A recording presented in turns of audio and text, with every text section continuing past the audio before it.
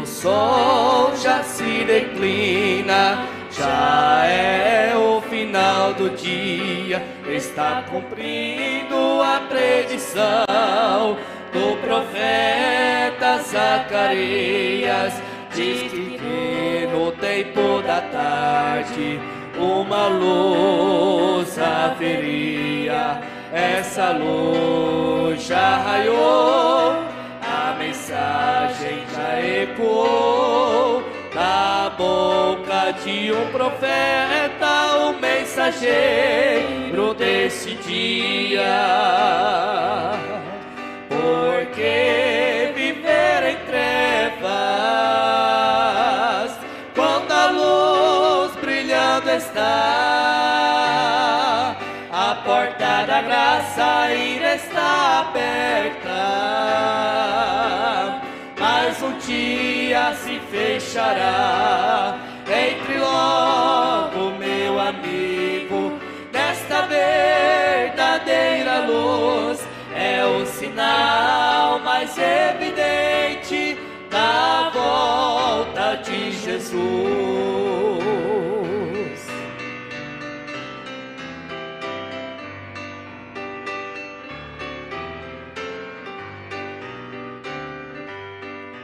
O Elias que Jesus falou, restauraria tudo afinal. É o irmão Brana que nos chamou de volta à palavra original. Esse Elias não é o tisbita, João Batista, nem Eliseu. Ele é a quarta criatura, voando nas alturas, nos levando à morada segura que Jesus nos prometeu. Porque viver em trevas, quando a luz brilhando está, a porta da graça ainda está aberta, mas um dia se fechará. Entre logo, meu amigo, nesta verdadeira luz, é o sinal mais evidente da volta de Jesus. Porque viver em trevas, quando a luz brilhando está, a porta da graça ainda está aberta, mas um dia se fechará. Entre logo, meu amigo, nesta verdadeira luz, é o sinal mais evidente da volta de Jesus.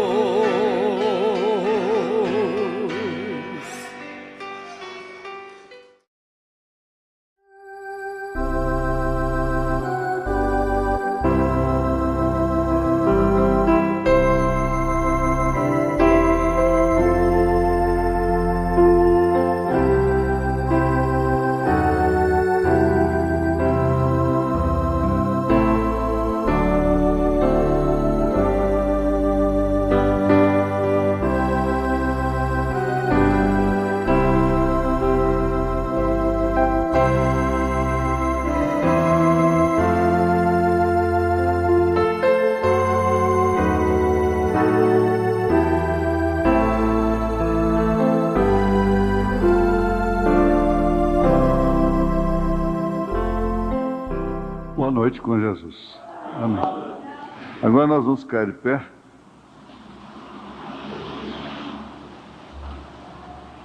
Eu estava a mais de 600 quilômetros daqui ontem e senti assim um chamado para estar aqui nesse culto essa noite e falar.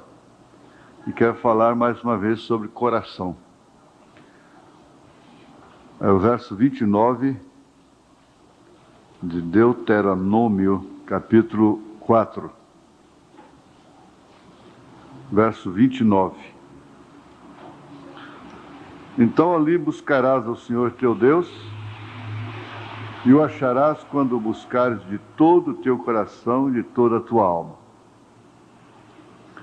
Senhor Jesus, nós pedimos antecipadamente perdão dos nossos pecados, sem o qual nós não podemos comparecer ante a tua presença, ou seja, ante a presença do Deus vivo, sem mesmo até que morramos.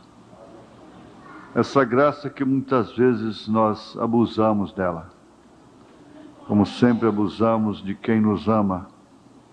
O filho abusa do amor da mãe, do amor do pai, a mulher abusa do amor do marido, o marido abusa do amor da mulher, e nós vivemos numa dimensão que abusa, brinca com tudo que tem na mão.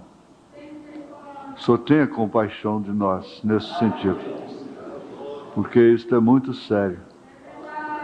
Vivifica a tua palavra em nossos corações. Amém. Amém. Assentai-vos. Praticamente um estudo bíblico baseado em coração. Agora me veio isso na oração sobre abuso. Por exemplo, você vê aquela mulher nova, casada, com seu rapaz novo, não é? E ela está brincando com seu casamento. Trata aquele homem como se ele fosse um moleque, não como se fosse um homem. E grita e trata mal, e responde, e humilha-o. Ela não sabe o que ela está aprontando, ela está abusando de uma graça que Deus lhe deu, porque ela não pode viver o resto de sua vida depois em paz. E a mesma coisa é o homem, abusando da mulher, descaridoso, bruto, estúpido, abusando.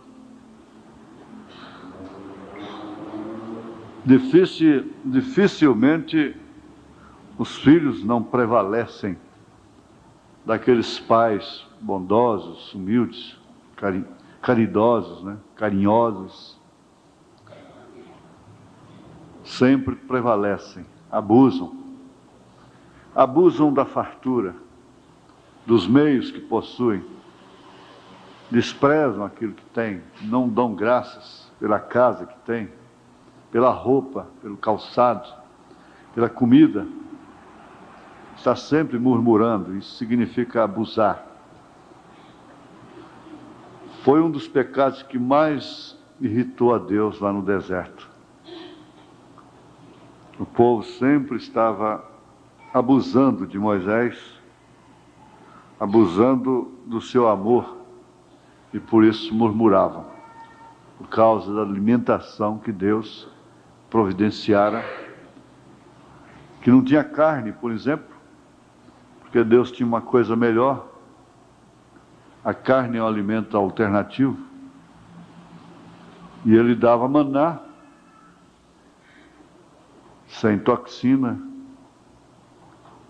Ele precisava daquele povo bastante sadio, então Ele proveu uma alimentação bastante sadia.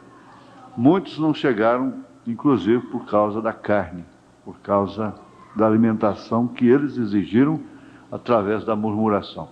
Deus provê até o alimento mais adequado para vivermos mais, mas nós preferimos o pior. E ao preferirmos o pior, nós abusamos do melhor. É sempre assim. Infelizmente, isso é próprio do humano. Agora, há aqueles que raciocinam, temem,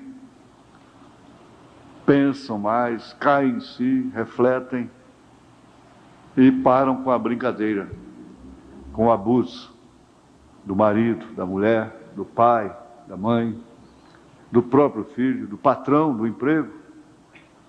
Só fica abusando Por fim, não tem alternativa, é só dispensar mesmo, não tem outro jeito. Mas talvez tudo isso envolva o coração do homem. Nós vamos ver aqui, como um estudo bíblico, que Deus está dizendo nesta escritura que acabamos de citar. É claro que você vai ver que aí é uma condição,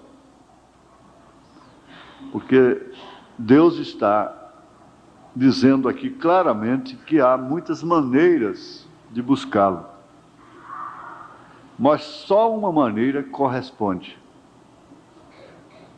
quando ele é buscado de coração. Os espíritos religiosos levam o homem a buscar a Deus, bem como a adorá-lo, como fez com Caim. Caim, por ser semente da serpente, deveria nunca ter pensado em adorar a Deus. Mas é uma característica própria da semente da serpente, é ser religiosa. Sendo assim, vem o porquê Jesus disse aos sacerdotes que eles eram semente da serpente. Ele nunca chamou os publicanos, os pecadores, as meretrizes de sementes da serpente, mas sim os sacerdotes. E chegou a dizer: vós tendes por pai o diabo. E os chamou de sepulcros caiados e descendência. Raça quer dizer descendência, semente de víboras, de serpente. O mesmo fez João Batista. Agora, o coração, conforme nós já temos estudado, é um centro. É o centro das emoções, é o centro da vida. Hoje eu aprendi mais uma que já sabia pelo senso. Como, por exemplo, a pessoa pode ter uma obstrução de veia não somente através do colesterol. O sistema nervoso pode contrair e obstruir uma veia do coração, e a pessoa vir até morrer do infarto com o coração, com o colesterol normal. E não é somente pessoa gorda que tem colesterol alto. Magra também pode ter o colesterol alto. Então, o sistema nervoso dá dor no peito. Nós temos um irmão que estava com dor no peito. Até era para sair com a gente. Eu disse: não, você fica, vai no médico. Então, ao que eu cheguei, já soube que o médico já fez cateterismo e constatou que ele, com colesterol normal, está com uma veia entupida. Então, pode ser o sistema nervoso. E há muitos anos atrás, quando eu tive a ameaça de um infarto, um pequeno infarto cardíaco, uma fibrosezinha, o médico explicou como numa instalação de uma casa assim, queimou a lâmpada da cozinha lá do fundo. Ele disse: ó, se esse curto fosse na entrada da casa, então teria apagado tudo, você estaria morto. Mas foi lá na cozinha, lá na última lâmpada. E essa dor no peito, então, vem quando você está mais contrariado. O peso vem. Você percebe já que há notícias, que há peso em torno de você, em torno de outros, lutas. O coração começa a doer. Então o médico me receitou Sustrate, há muitos anos atrás. E ele disse: olha, se você toma isso aqui, se a dor desaparecer, então está dizendo que realmente você tem um problema no coração. E eu carrego isso por muitos anos e nunca tomo. Mas agora eu aprendi um negócio: o coração está doendo, como eu fiz hoje, então eu quebro o comprimido e vou tomando uns pouquinhos, põe debaixo da língua, dentro de 15 segundos desaparece a dor do coração, porque ele é vasodilatador, então dilata a veia o sangue flui. Então desaparece a dor, sendo que dói as frontes, a cabeça dói na mesma hora. Então você já tem que tomar um outro comprimido para a cabeça. Agora, esse coração se torna um centro de todas as emoções. E como diz o profeta, ele é o homem da máquina. Não é nada mais do que músculos, e que, segundo a própria ciência, somente o coração do homem tem um vácuo, um lugarzinho vago dentro de si. E o profeta diz, para mim o resto não importa o que digam. Ele diz, ali habita a alma. Então, essa alma dói, essa alma geme. E você faz o coração de sua mãe doer, faz o coração do seu pai doer, faz o coração do seu marido doer, o coração de sua mulher doer, e assim por diante. Deus, que é construtor, é o arquiteto, é o feitor, o criador do homem. Então ele sabe perfeitamente o que significa tudo isso dentro do homem. Deus sabe o que significa os rins, por isso Davi fala sobre dor nos rins. Deus sabe o que significa a língua, por isso Salomão fala sobre a língua, e Tiago fala sobre a língua. E se torna o pior membro do corpo, porque às vezes nós nos convertemos a Cristo, como diz um obreiro internacional de outro país. Ele disse, olha, nós estamos precisando, porque disseram para ele, escuta, por que você não põe o lenço na hora de batizar as pessoas, como o irmão Branham fazia? Ele disse, você quer saber uma coisa? A coisa que mais está sendo precisa de batismo é a língua. Então deixa essa pessoa encher a boca d'água. O que está mais precisando de ser batizado é a língua. A pessoa foi batizada, mas sua língua não foi. E homens velhos, conversadores, falam o que vem na boca, murmuradores. Mulheres velhas, como a Bíblia diz, paroleiras, né? E assim por diante. Então, cada membro tem um sabor. Na vaca você diz, eu gosto de língua, eu gosto de coração, eu gosto de filé mignon, eu gosto de carne mais dura, outro mais mole, músculo, e assim por diante. Cada pedaço ali da galinha, eu quero é a moela, né? Eu quero é o peito, eu quero a coxa, e assim por diante.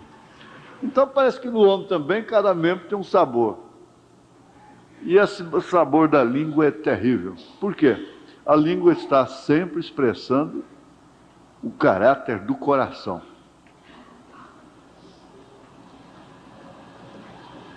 A língua está sempre falando do que é o coração. Agora, quem disse isso foi Jesus Cristo. Não sou eu. Porque ele conhecia realmente. Então, essa coisa que está ligada com o bofe, né, como diz assim, e dentro dessa paquera está o coração. Um composto de baiano, né? Bofe, paquera, coração, tudo junto ali, e o esôfago, e assim por diante. Agora, esse coração pode ser elevado, como o próprio Deus faz aqui em Deuteronômio. Eu tenho que ter capricho para pronunciar esse nome corretamente. Capítulo 8, verso 14. Ele disse, se não eleve o teu coração e te esqueças do Senhor teu Deus, que te tirou da terra do Egito, da casa de servidão. Ele estava falando com o povo. Estava falando com crianças, mulheres, moças, anciãos. Não eleve o teu coração. Seu coração ensoberbece. Especialmente quando se adquire meios, possibilidade financeira, carros, casas, empregados, meios, fazendas, bois, vacas, e outros meios da vida. A tendência é elevar o coração. E Deus estava aconselhando para não se elevar o coração, porquanto estavam caminhando para uma terra prometida, uma terra farta, uma terra de prosperidade, uma vez que estivessem segundo os ditames do Senhor e o buscassem de todo o coração e nunca elevasse esse coração. Veja, dificilmente Deus usa um homem e esse homem permanece humilde de coração. Jesus disse: aprendei de mim que sou humilde de coração. Então, humilde de coração é diferente desse humilde por conveniência, esse humilde por momentos devidos. Nós conhecemos pessoas que poderiam estar em outras camadas, não precisavam de estar sofrendo determinadas baixarias e coisas, e no entanto elas estão com os humildes. Elas estão, por natureza dada por Deus, preferem estar nessa condição com os humildes. Porque elas realmente são humildes de coração. Elas não elevam os seus corações. Há gente que não pode ter nada, gente. Há mulher que não pode ter um marido. Eu conheço tantos casos. Menina que era empregada doméstica, vivia lavando piso para os outros, banheiro, sendo abusada. Casar com um homem que lhe dá condição, toda a condição, faz dela uma dama, dá uns dias está fazendo os maiores absurdos com aquele homem. Deu um nome, casou, fez dela uma senhora, dá uns dias ela está abusando dele. O que vale o preço na mão do tolo? Porque conseguiu uma coisa, eleva o coração e se torna soberbo, vaidoso, orgulhoso, se torna patrão. E é justamente aí onde opera a injustiça. A injustiça que chama o comunismo, que clama pelo socialismo, que clama por determinados regimes. Daí então surgem as revoltas e coisas assim. Porque ninguém se coloca no lugar do outro.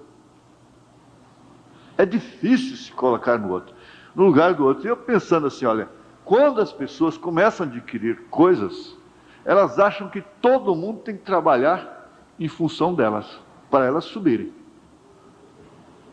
Elas não regozijam, não ficam satisfeitas de ser uma árvore que pode dar sombra para cobra, para vaca, para boi, para cavalo, para jumento, para porco, para ovelha, dar fruto para qualquer tipo de ave.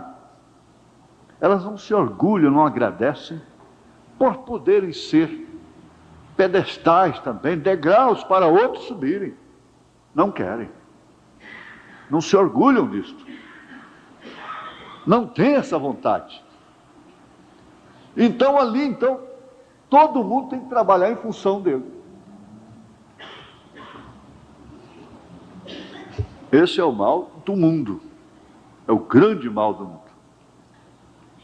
Então, se o mundo tivesse o coração, não tivesse o coração elevado, e a prosperidade não viesse separar o homem de Deus, mas pelo contrário, uni-lo a Deus, então todo sistema que houvesse se tornaria uma família. Aquela empresa se tornaria uma família, aquela fazenda seria uma família, e assim por diante. Seria uma família. E como na igreja primitiva não havia nenhum necessitado entre eles, então aquele sistema não teria nenhum necessitado. É claro que o pobre e o rico sempre existiu desde o princípio. A pessoa que nasceu pobre vai morrer pobre. Mas ela nunca vai mendigar o pão, se ela for justa. E ela é feliz, é satisfeita de coração. Ela não vive murmurando por causa do outro que tem. Ela é satisfeita. Às vezes a pessoa não cresce, mas seu coração é elevado. Ela vive de sonhos, arquitetando castelos na areia. E às vezes são simples, mas não são humildes. Agora, eu não posso parar em cada trecho desse, daria uma mensagem, né? Mas nós vamos para o capítulo 11, verso 13.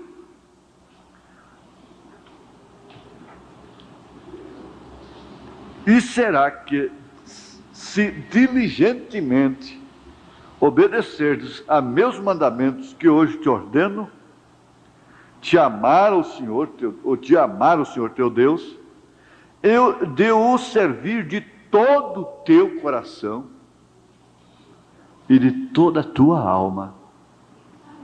Então darei a chuva da vossa terra a seu tempo, a temporã e a serôdia. Veja aí, isso aí oferece até uma análise espiritual, né? Para que recolhas o teu grão e o mosto e o teu azeite, o Espírito Santo e assim por diante.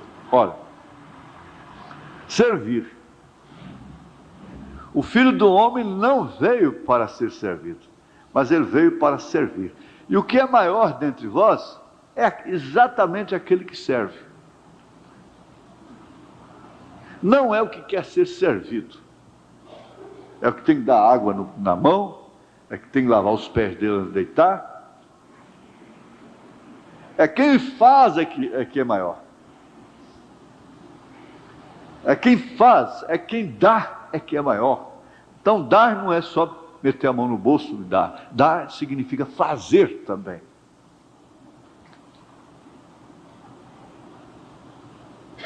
A grandeza da mulher na casa. E o profeta disse para os diáconos, para os seus oficiais, disse: vocês não trabalham para mim. Vocês trabalham para Cristo. Vocês servem a Cristo. O que deve ser olhado e sustentado como uma honra. Ninguém deve tomar essa honra para si, a menos que seja chamado. Muito especialmente o sacerdote. Eu não posso parar em cada trecho. Mas você pode fazer o seu estudozinho e meditar nisso aí. Servir de todo o coração só traz bênção. Tudo que você for fazer, faça de coração. Você vai ter bênção por isso. Por quê? Porque aqui em Samuel, 1 Samuel capítulo 16, verso 7, 16, verso 7, veja: porém o Senhor disse a Samuel: não atentes para a sua aparência, nem para a altura da sua estatura. Vocês sabem a quem está se referindo.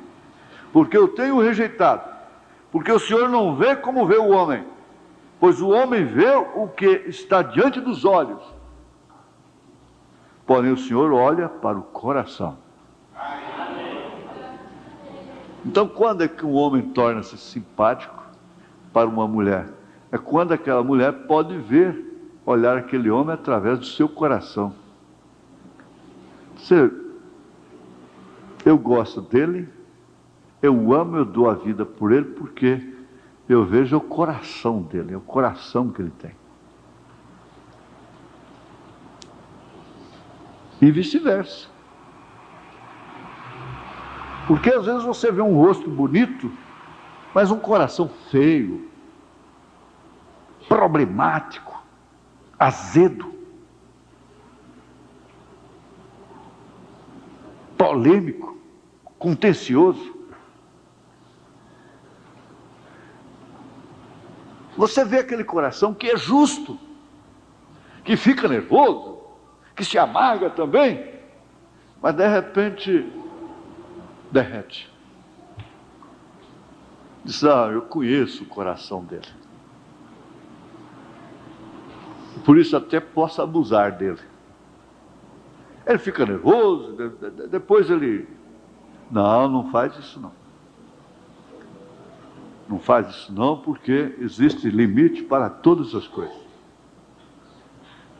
Ah, ela suporta, ela fica nervosa, ela faz isso, faz aquilo, mas depois isso passa.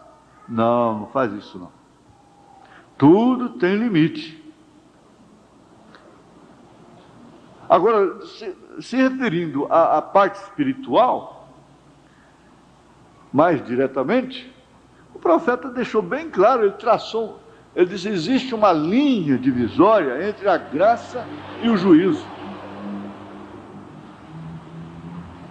Ele disse, nenhum homem deve, nenhuma pessoa deve atravessar essa linha para o outro lado, porque depois não tem retorno. Não rompa esse limite.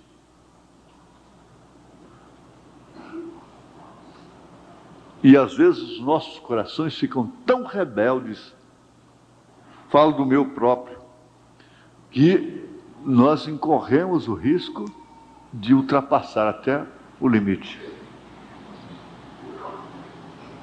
Porque o Senhor olha para o coração. O irmão Brana disse a respeito do controle de natalidade, ele disse, olha, existem dias férteis e não férteis para a mulher. Agora você vem falar comigo particularmente, ele falou na igreja, porque se você estiver mentindo, eu conheço, eu sei. Eu disse, mas será que a irmã ia mentir para ele? Como Ananias e Safira combinaram de mentir para o Espírito Santo, para Pedro? E de todos os modos ela não queria ter filhos, ela não queria perder forma do corpo. E queria um apoio do profeta, do irmão Branham. E arranjando meios e desculpas que não podem isentá-la lá no dia de juízo. Então ele disse, você vem falar comigo particularmente porque eu sei. Isto como manifestação do Filho do Homem, profeta maior aqui na terra. Eu diria, irmã, você está arrumando apenas um pretexto.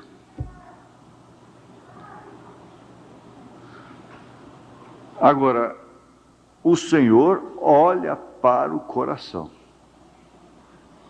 Ele disse, o irmão Brandes, irmã, de todos os modos, Deus vai te julgar pelo seu coração. Muitas coisas que são lícitas. Ah, irmão Brana, e eu pintar o meu cabelo, e fazer isto, e fazer aquilo. Ele disse, olha, irmã, depende do motivo e do objetivo que você está fazendo isso. Para começar, se isto é para seu marido, precisa saber se ele se agrada disso, em primeiro lugar. Se ele realmente está querendo isso, se isso vai lhe causar um prazer te ver assim. Começa por aí. Agora, quantos arranjos, quantas coisas são feitas com o marido quase dando um ataque cardíaco para não fazer. Depois diz que é para o marido. Não, não pode ser para o marido. Aí não é. Não tem disso. Ele disse, ela se apresenta para o seu marido em primeiro plano. Por quê? É como a igreja. Ela tem que ver com Jesus Cristo. Ah, mas meu marido não quer saber se eu estou mal arrumado. Ele quer, quanto mais mal arrumada, para ele é melhor. Mas então, se para ele é melhor, você vive para quem? Se ele é retrógrado, se ele é tampado nesse sentido, ele é tua escolha. Mas o marido que quer ver a mulher muito bonita, ele tem que saber que ele quer que os homens a vejam muito bonita também. Muito arrumada, não? Agora nós vamos para outra parte, que essa já é com Ana. Ana é no primeiro livro mesmo de Samuel, capítulo 2, verso 1, verso 1. É o cântico de Ana. Agora, veja como que estava o coração de Ana ali no primeiro capítulo. E veja o coração de Ana já no 2º capítulo. Eli, que era o sacerdote, que por sua vez teve o pescoço quebrado, porque tolerou, repreender, a Bíblia diz que ele repreendia seus filhos, mas não tomou atitude. Seus filhos enfiavam o garfo e pegavam o melhor bife na força de expressão do profeta, das coisas de Deus sagradas, dos dízimos. E a Bíblia diz que eles ficaram aleivosos. Mas ele deu, assim diz o Senhor, a palavra falada para Ana. Saiu da sua boca. A palavra falada. Então ela começa aqui dizendo: então orou Ana e disse: o meu coração exulta ao Senhor. Então seu coração não estava elevado naquele outro sentido. Ele estava exultando no Senhor, porquanto ela houvera alcançado a maior dádiva de sua vida, através do assim diz o Senhor, através do sacerdote, através daquele que a humilhara até lá no templo. Mas depois disse: vai, a tua petição foi ouvida, você tem o que você está pedindo. Então o seu coração passou a ser um coração exuberante e passou a exaltar o Senhor. Agora eu pergunto, como que pode a igreja, esposa do Cordeiro, a noiva eleita de Cristo, estar ainda na condição de Ana no 1º capítulo? Não pode, porque ela tem concebido, ela tem que estar grávida de Deus, da palavra de Deus. Ela alcançou o filho. Esse filho ainda vai se manifestar, esse filho ainda vai nascer, ela ainda vai ter dores de parto por este filho. Mas ela já alcançou. Então, ela deve estar como Ana, já o seu semblante está mudado. Agora, como nós estávamos conversando ontem, o diácono irmão Veras, irmão Sebastião Machado, pastor Sebastião Machado, disse: olha, a parte humana, aliás, no nosso culto doméstico, a parte humana, essa parte humana, não há como entendê-la. Porque ela é o cão negro, sem dúvida alguma. Ela é, sem dúvida alguma, a inclinação, a inimizade contra Deus.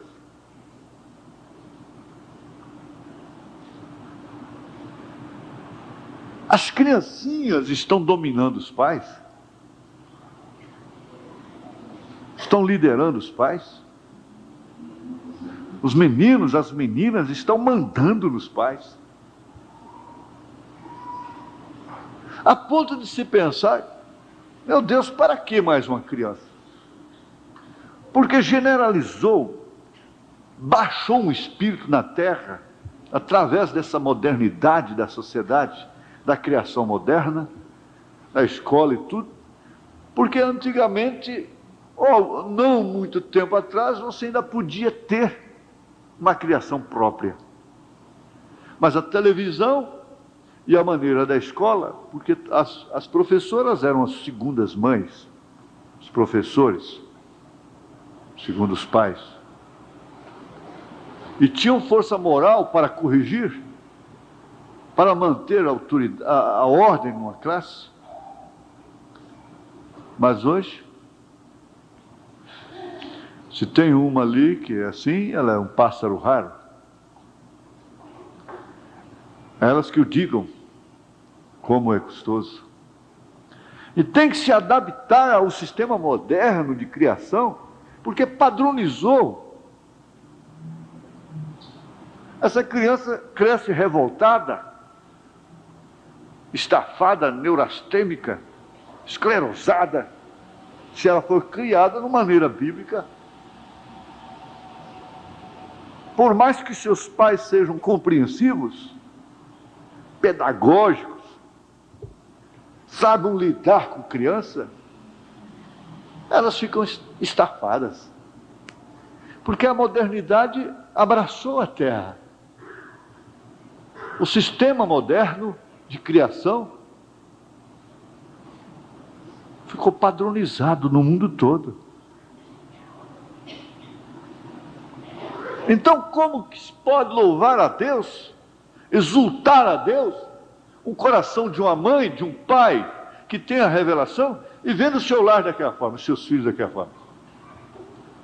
Então daí vem dor no coração, dor no coração, dor no coração.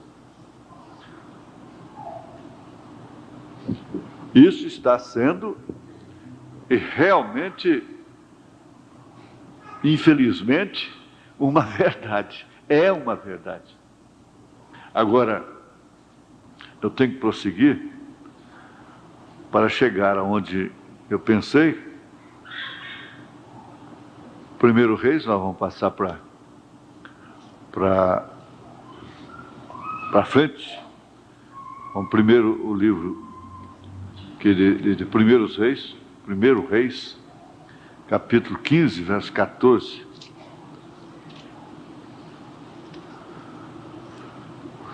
Porque o que aconteceu com Salomão é o que está acontecendo agora.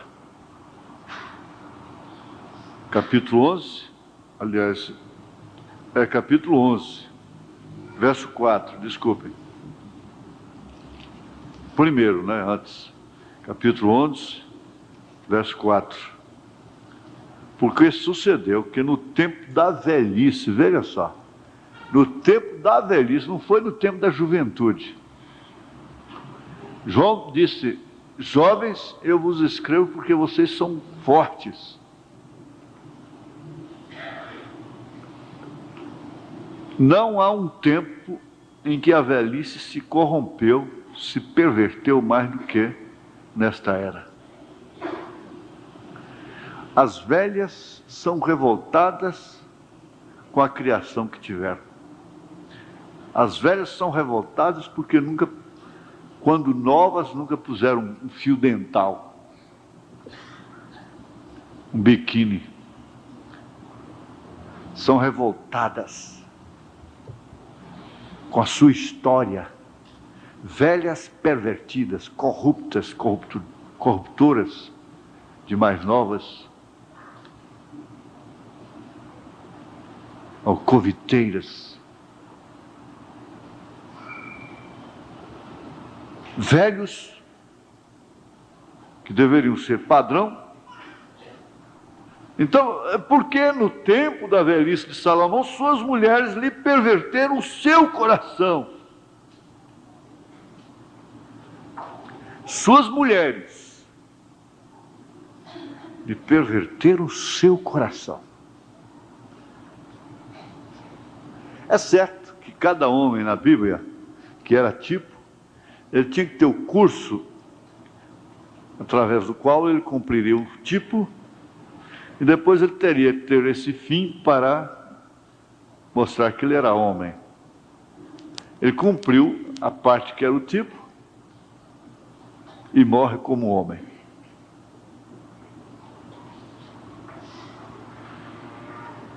Antes de perverter o coração,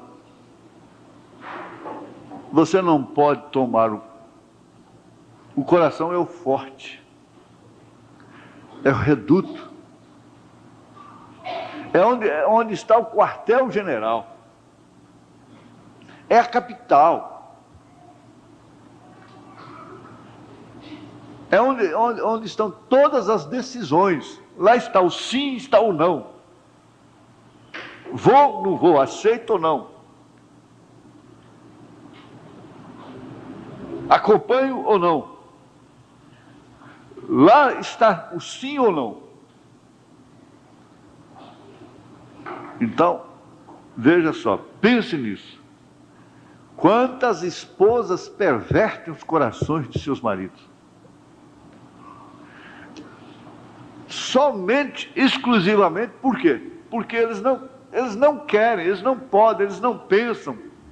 Eles fazem tudo para sustentar essa família até o fim.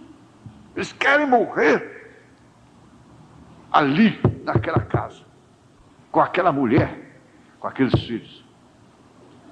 Então o que acontece? Ele passa a aceitar, se dobrar, coisas que ele não deveria aceitar.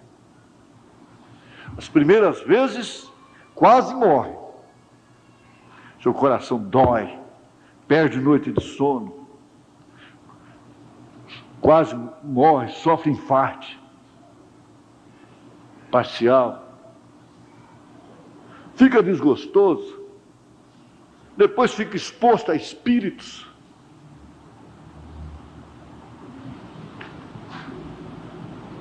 Elas não são prostitutas, como as mulheres de Salomão não eram prostitutas. Se uma mulher daquela arrumasse outro homem, ela morreria. Ela tinha que morrer. Ela não podia ter outro homem. Ele podia ter 1000 mulheres, como teve, mas nenhuma delas podia ter outro homem. Mas elas vão, isso é que tem acontecido, elas vão deformando o caráter, vão deformando o coração, obrigando a aceitar, obrigam a aceitar, através dos sentimentos errados, até mesmo de mães, tem que aceitar o opróbrio dentro de casa. Depois são as pobres vítimas, na opinião de quem não sabe nada. São as pobres vítimas. Agora, é claro, irmãs e irmãos, que determinadas meditações não afetam uma cristã, mas adverte. Porque é possível que haja irmãs que estejam abusando de seus maridos e até pervertendo os corações deles. Porque o homem também tem uma virgindade com a sua mulher. Ele tem uma integridade de espírito, ele nunca pensa em outra mulher. Ele nunca pensou em desfazer o seu lar. E quando ele chega lá a tal ponto, a tal degrau, é porque antes de tudo, ele enfrentou, ele sofreu, ele se agarrou com tudo que tinha. Mas ela própria derrubou. A tola a destrói com suas próprias mãos.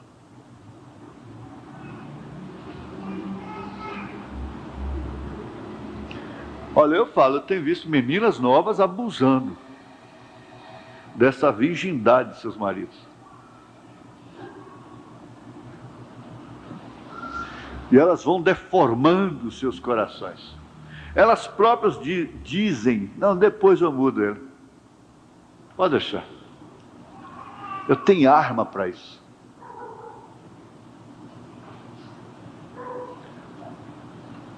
Elas não eram prostitutas, mas perverteram o coração de Salomão. E para cometer a maior torpeza que um homem até então podia cometer, principalmente um homem que foi levantado como ele foi levantado, filho de quem era filho, tipo de quem ele era tipo. Ele ia após outros deuses. Vocês têm que entender, ela leva o homem aonde ela quer.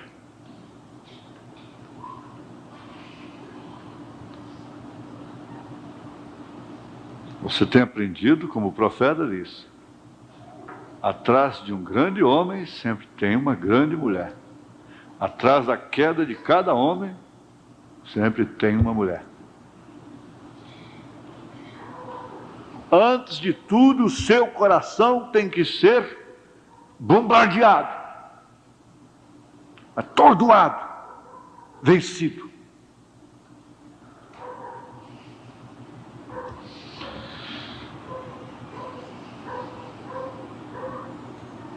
mas tem coração.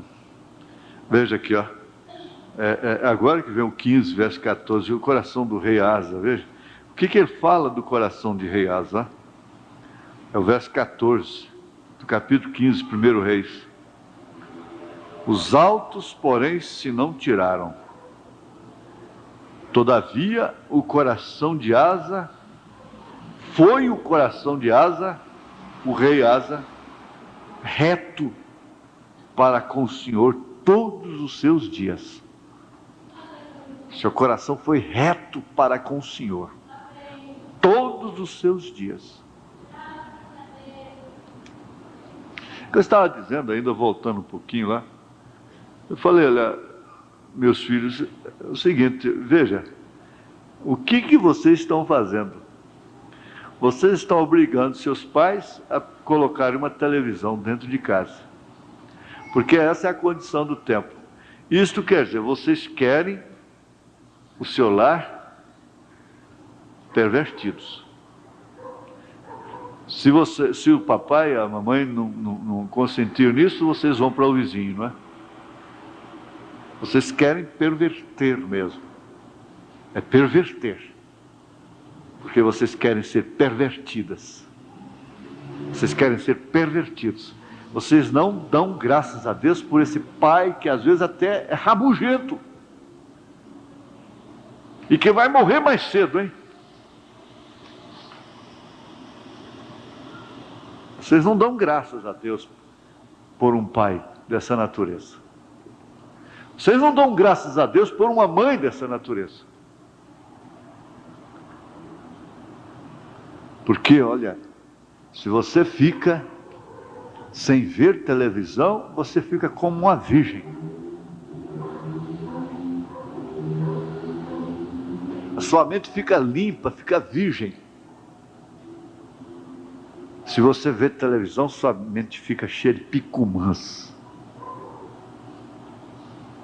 Picumãs.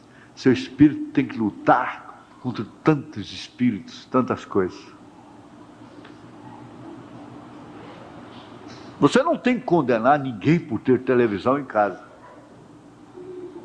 Você não pode dizer que a pessoa não vai no rapto. Falar por mão lá particularmente que não pode tomar ceia porque ele tem televisão. Você não tem esse direito. Agora, por que o irmão Branham ficou contra? Ele disse, é uma desgraça. Ela perverte. Perverte. A mulher que vê televisão não é virgem mais, na sua mente. A moça não fica virgem na sua mente. O homem não fica virgem na sua mente. Não tem como. O profeta diz, você comete adultério. Ah, mas e aquele filme e tal? Eu fico pensando, como que essa irmã, na vista de filhas ou marido e tudo, assistiu aquela ceninha de 10 segundos, de 15 segundos, de 20, de meio minuto, daquele filme e tal. Será que ela virou o rosto? Ela sabia que ia acontecer aquilo? O que aconteceu? Mas aí está a máquina. Está a máquina. Quer dizer, parece que essas coisas, o irmão Branham disse, ele tem coisas que nós não temos.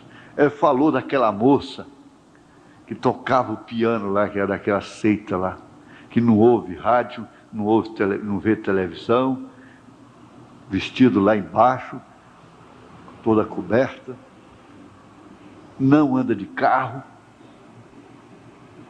Ele disse, eles têm coisas que nós não temos, isto é, que deveríamos ter.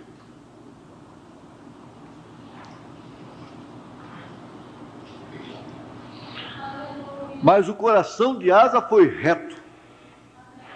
Mas nem por isso você pode pensar sequer que ele não foi bombardeado, que ele não foi atordoado. Gente, o tempo já acabou. Já são 8h30. Mas aqui está o salmista, ó. no Salmo 84, verso 2, dizendo uma coisa muito profunda. Eu achei meio ousado até o que ele disse aqui. Ele disse, é o 84, falei? É. Verso 2. A minha alma está anelante e desfalece pelos átrios do Senhor. Engraçado, tem um detalhe, eu prefiro viver, né, no átrio do Senhor do que... Ele contentava até com o átrio. Outro dia eu estava meditando sobre isso, o átrio. Estar no átrio da casa do Senhor, do que lá fora. Então a gente se contenta mais ficar em casa e ir para outros lugares do que vir para o culto, né? Mas está bem. 84, verso 2. A minha alma está anelante e desfalece pelos atos do Senhor. Desfalece. Com razão, o irmão Branham disse, se Deus está no seu coração, você não suporta ficar em casa, sabendo que o povo de Deus está ali sentado. Aí ele continua e diz, o meu coração e a minha carne clamam pelo Deus. E a minha carne, isso quer dizer que o coração dele dominou a carne. Se o coração está pendente, inclinado, a carne acompanha, naturalmente. Então ele diz, o meu coração e a minha carne, cuja inclinação é inimizade contra Deus, né? Segundo a linguagem de São Paulo, clamam pelo Deus vivo. Oh, glória. E aqui no provérbio 28, 6, agora tem que correr, pelo menos para finalizar aqui, ó, pelo menos essa parte. 28, 6, cadê?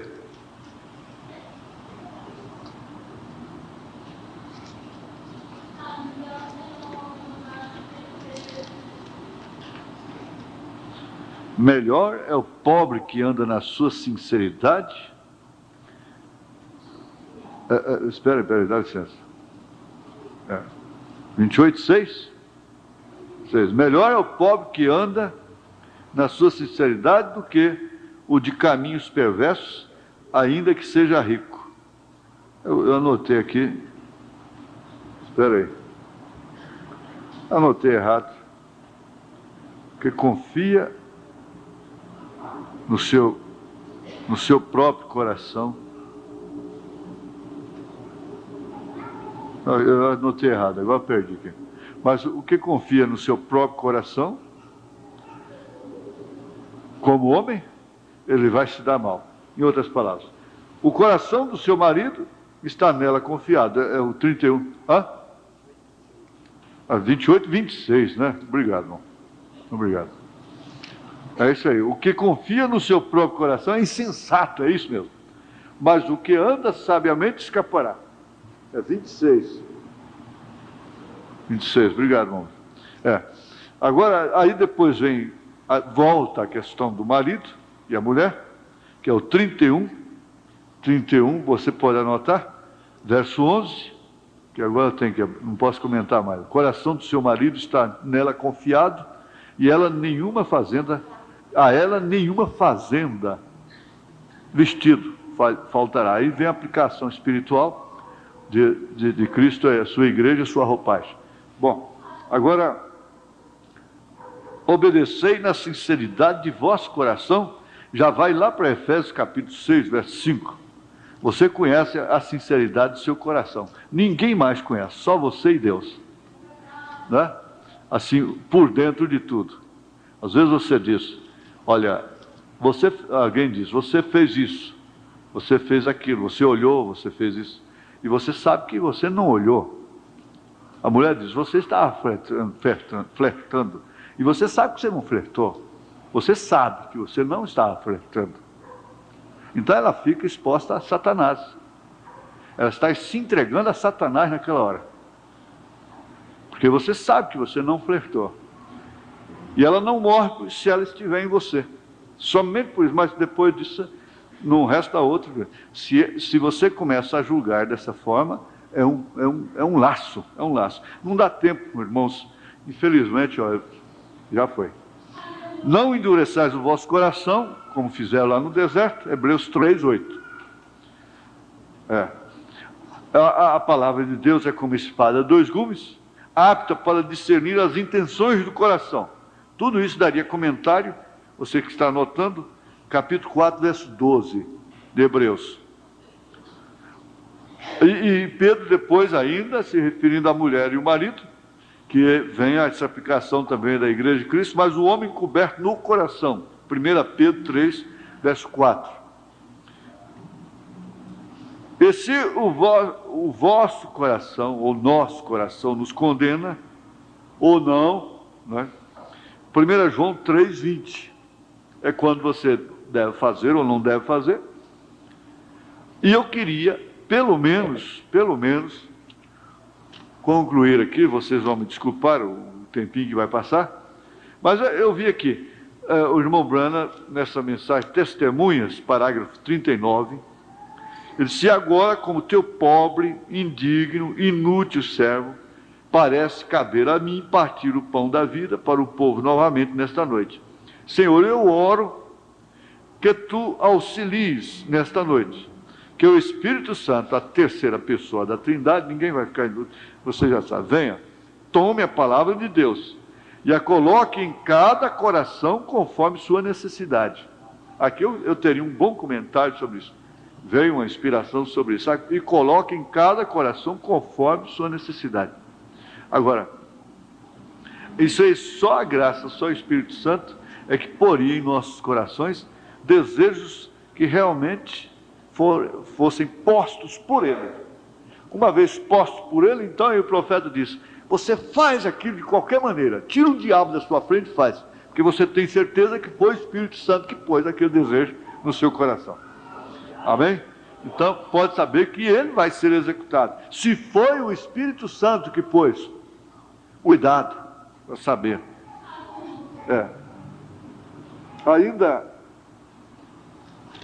Ainda aqui a unidade, veja, a unidade de um Deus, a unidade de um Deus, a unidade de um Deus numa única igreja. É o parágrafo 119. Mas um homem que talvez não tenha nem mesmo um travesseiro para descansar sua cabeça, talvez ele não possua nem mesmo um par de sapatos decentes, preste bem atenção, mas um homem que talvez não tenha nem mesmo um travesseiro para descansar sua cabeça, talvez ele não possua nem mesmo um par de sapatos decentes, nem tenha uma refeição decente em sua casa, mas se Deus mora em seu coração, ele vai para a cama feliz e acorda feliz. Agora, isso aqui inclui também a sepultura. Em paz me deitarei, levantarei, está a sepultura também. Não é só a cama de dormir aqui. Entendeu? Isso aí vai um fator espiritual. É que você deve pôr. É uma paz duradoura. É algo que Deus faz. Aquele que está em vós, parágrafo 57, você pode ler em casa o 57 e depois você vai até o 151, não dá? No 57 ele diz o quê? Ele diz aqui, ó: foi por algum tempo, por poucos anos, que eu tenho tido um profundo peso no meu peito, em meu coração, essa dor, esse peso, vai no médico, não dá nada, ele é sentido por mim como se eu tivesse feito alguma coisa errada, e pesquisei minha vida toda e repetidas vezes para ver o que estava errado. Senhor, se eu tenho feito qualquer coisa errada, então revele a mim, se estiver errado, eu vou e faço, correto? Isso é quando o homem está muito certo com Deus, então ele tem que fazer essa oração de Davi: revela-me o pecado oculto, que eu não posso ver, coisa e tal. Mas às vezes a gente fica num estado que não precisa nem Deus revelar, não, porque você sabe que está errado mesmo. A coisa é tão grossa que não precisa Deus revelar, não, né? Então, é isso aí. Agora, vai no 151, Ele passou por aquele sistema todo e por fim os veados vieram na mão dele lá, né? Não foi assim, irmão? Os veados vieram comer na mão dele, podia ficar a alcance de tiro, ele podia matar 3 de uma vez, mas ele não fez isso. Então, ele lembrou da promessa que ele tinha feito para Deus, que ele não caçaria mais. É isso mesmo? É. O irmão Wagner, ele é um computador. Que ele não caçaria mais.